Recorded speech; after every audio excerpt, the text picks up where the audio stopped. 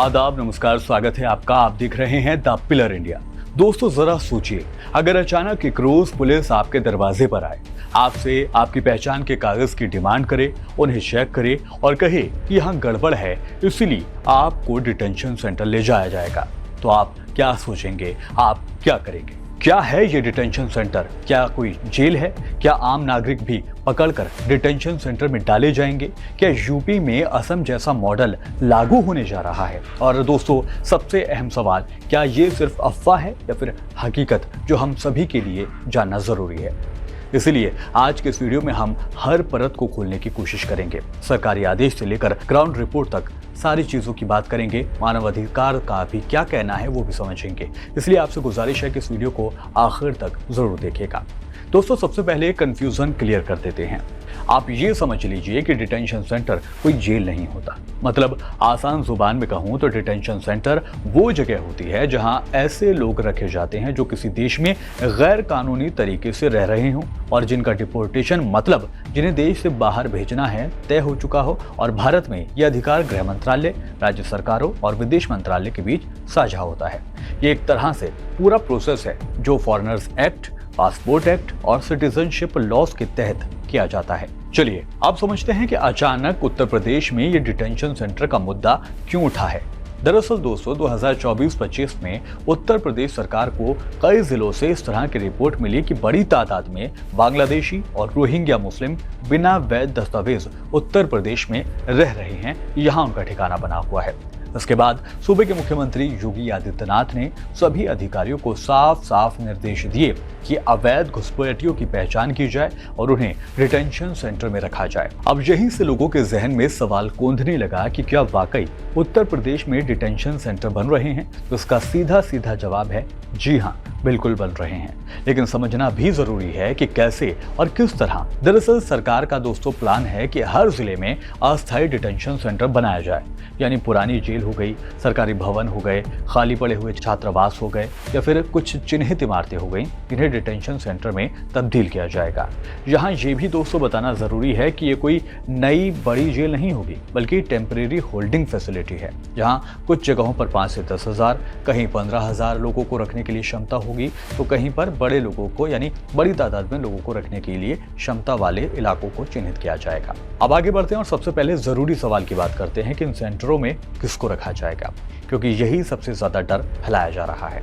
दोस्तों आम भारतीय नागरिक इसमें नहीं डाले जाएंगे, गरीब मजदूर लोग इसमें नहीं डाले जाएंगे, और जो मुस्लिमों को डिटेंशन सेंटर में भेजने की खबरें फैलाई जा रही हैं, तो इसकी हकीकत की कोई जानकारी अभी तक नहीं मिलती है।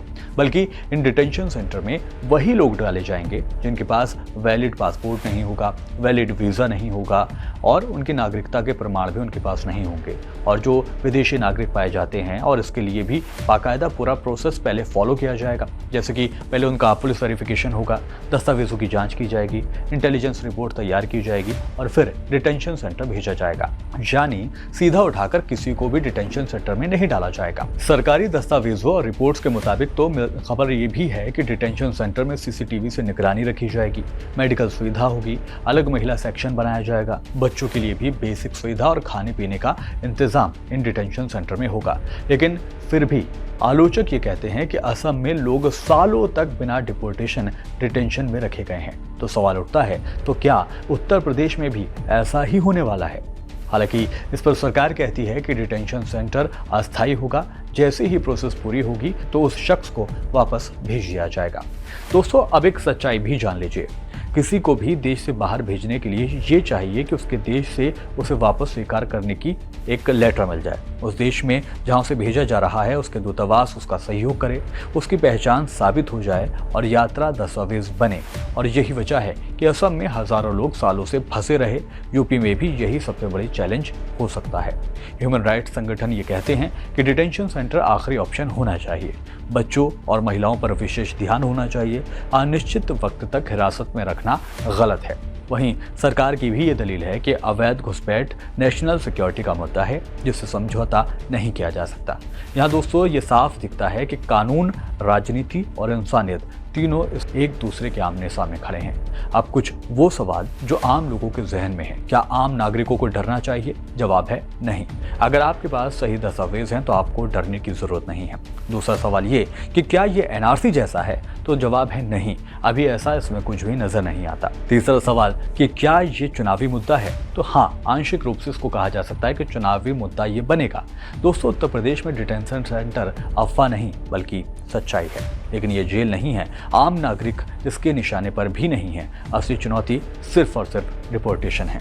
अब फैसला आप करें कि सुरक्षा जरूरी है लेकिन इंसानियत भी बेहद जरूरी है। अब आप अपनी राय कमेंट में लिखिए। आप इस फैसले को सही मानते हैं या खतरनाक? क्या वाकई उत्तर प्रदेश में डिटेंशन सेंटर इसलिए बनाए जा रहे हैं कि एक धर्म के लोगों को, एक मजहब के लोगों को बेवजह जेलों में डाल दिया जाएगा, ठूस दिया जाएगा? आपकी इस पर क्या राय है?